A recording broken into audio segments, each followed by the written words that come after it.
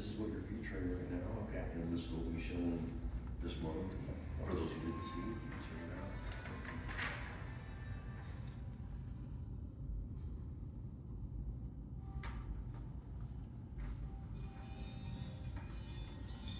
When you say welcome, just, you know. Yeah, I'll start with the Oh, okay, you start, okay, gotcha. There you go. Hey there, it's Kirby Ray with Real Rock 99.3. We're doing another video of Rockin' on the Rocks. Today we're lucky enough to be at the CRISP Museum here at the River Campus of the Southeast Missouri University. And I have outreach specialist of the CRISP Museum, Gary Tyler, with me. He's been gracious enough to give us a little tour today of the exhibit. It's the Jake Wells Watercolors and Sketches exhibit. Thanks for your time today, Gary. Welcome, and what we have in this hallway right here is Jake Wells sketches and illustrations for a book that's on display inside our art gallery. Some of his first work here. And this is later on. We're going to be seeing in a few moments his work that deals with the meals and everything. Beautiful work. And This is just the sketches right here. And so what I understand about Jake is he was an educator here at the university. He started in 1960 and taught until mid-1980s. And then during his time of teaching right here, he was an art teacher, and so he was famous for his watercolors. Super cool. So we'll go inside and take a look at some of those. Take a walk this way. Beautiful work. And you as can we always turn come the and corner right visit the here- CRISP Museum, and you can check their schedule on the website at rivercampus.org. And here we have his last piece. You've probably seen this one. This is over on Broadway, commemorating Cape's history. Louis Lorimer and his second Indian wife in the Red House. And you'll see that at the Vasterling Suites courtyard as a mural that Craig Thomas touched up recently. And then we have Academic Hall. which And I've was seen this work. commissioned to do this one. Beautiful work. We have 1984. 67 of his pieces, including his works of the sketches and illustrations, but we have a total of 67 of his works. Really They cool. were either purchased back in the 80s or donated by different people Okay. over the course of our.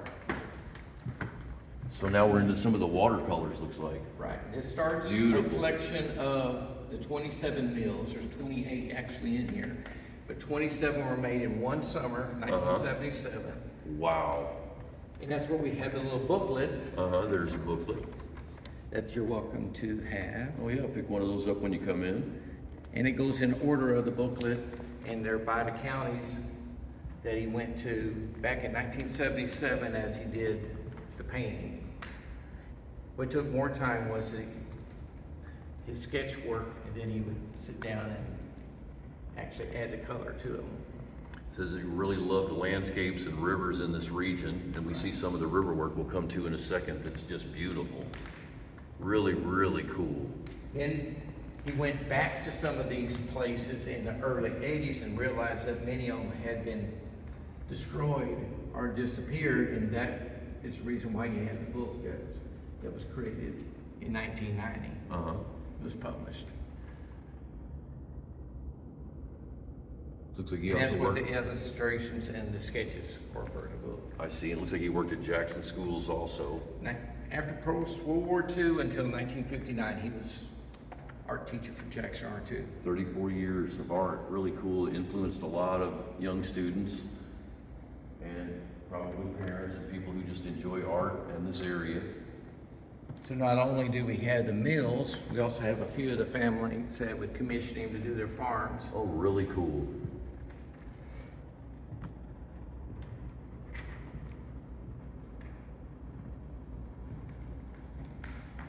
And around the corner from that one is Cape Rock, was another one of his favorite spots too. Yeah. You were showing me this, and this is kind of where the scenic overlook is out past the water plant, and this is what it looked like in '82. Before the flood of '93 that took a lot of the vegetation away from Beautiful. Just up around the corner from the goldfish pond on the riverside. Well, here's some sketches from the '70s. Really cool. That's That's the year I was born, 71.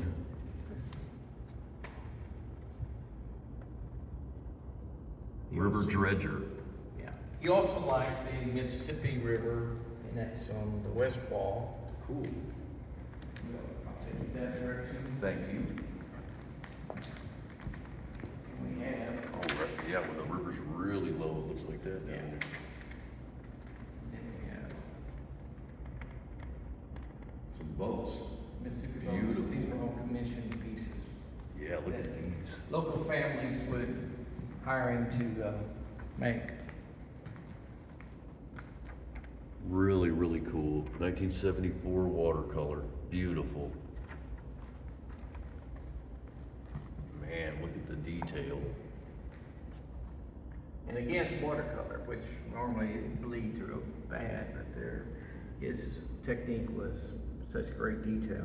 Does he have some work at Kent Library on the Yes, wall? he is the one who The big piece inside the door? big piece is his. Oh yeah, when you go into Kent Library, look inside the door to your right. It's a huge piece that's beautiful, and I think there's a little display that talks about him right in front of that.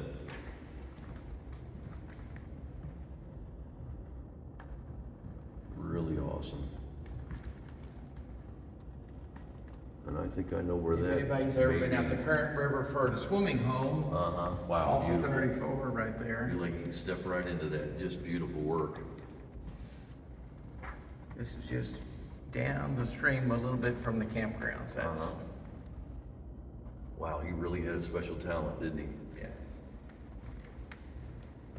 Gosh, the detail.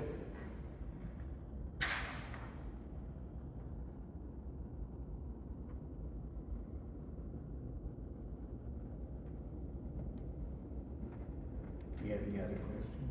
No, you did.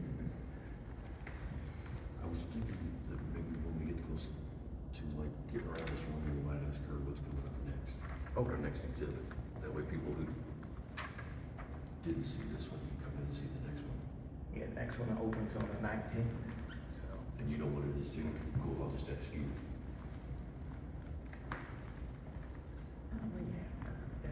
Okay, cool. Yeah, we'll do that.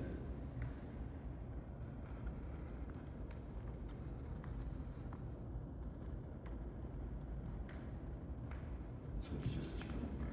yeah. Well, zip room and out Yeah, there. there won't we? And this is the cover of the book on this one right here. Oh, beautiful.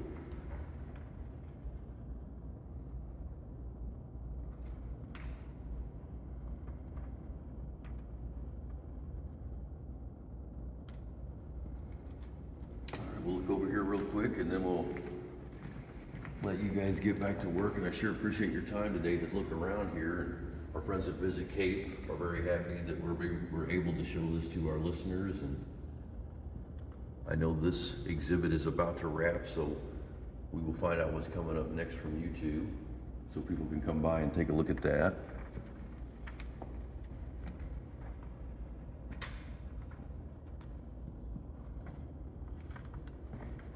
That's the 28th one right there. So we'll end with that one. Okay, sounds good. Ellen will end with this one over here.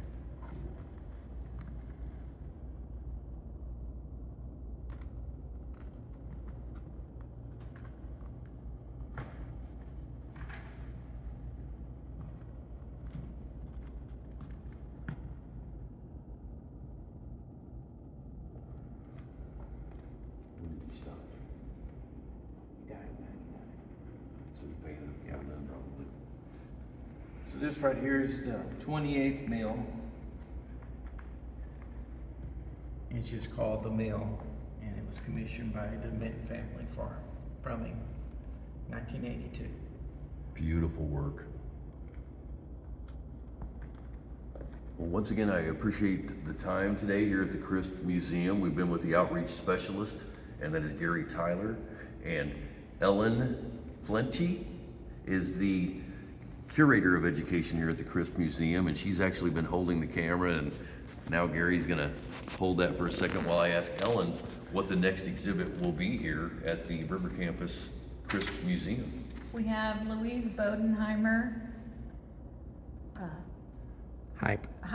hybrid. Hybrid, yeah. And Louisa's work is very colorful. She uses marker, she uses layering. If you think of creativity with text and also images quite often, she has very large pieces and also nice small pieces. So we would like to have everybody come out. Her opening is on the 19th of August, and then we will have a reception on September 1st, and she gives an artist talk at 5 p.m. Awesome, super cool. Well, thank you so much, and thank you for holding the camera while Gary and I were able to walk around here. The work is just beautiful, and there's a whole other side to the Crisp Museum that has pottery and arrowheads, and you can see how some primitive people lived around here, like Mississippians or Indians. It's a great museum to check out, and you can find the schedule at rivercampus.org. You'll see Crisp Museum there, and all the times are there. So I've been here today with Gary Tyler and Ellen Flentge from the Crisp Museum, and we've been doing Rockin' on the Rocks. It's brought to you by our friends at VisitCape and Real Rock 99.3.